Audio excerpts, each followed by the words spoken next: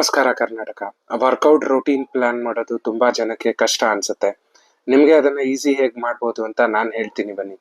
Workout splits ಅಲ್ಲಿ push pull legs, bro split, Arnold split, ಈ ತರ ತುಂಬಾ ಸ್ಪ್ಲಿಟ್ಸ್ ಇದಾವೆ. ಇದರಲ್ಲಿ ನೀವು ಯಾವ ಸ್ಪ್ಲಿಟ್ ಆದ್ರೂ ಮಾಡಿ ಪರವಾಗಿಲ್ಲ. ನಿಮ್ಮ ಟ್ರೈನಿಂಗ್ ಮತ್ತೆ ಡಯಟ್ ಪ್ರಾಪರ್ ಆಗಿ ಇದ್ರೆ ನಿಮ್ಗೆ ರಿಸಲ್ಟ್ಸ್ ಬಂದೇ ಬರುತ್ತೆ.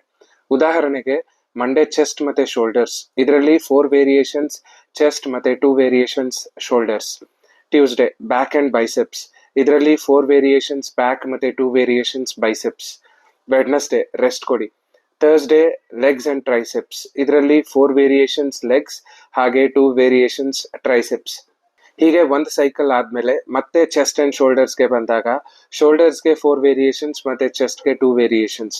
ಇದೇ ತರ ನಿಮ್ಮ ರೊಟೀನ್ ನ ಪ್ಲಾನ್ ಮಾಡ್ಕೊಳ್ಳಿ and weekly 2 times one muscle group train ಆಗೋ ಹಾಗೆ ಪ್ಲಾನ್ ಮಾಡಿ.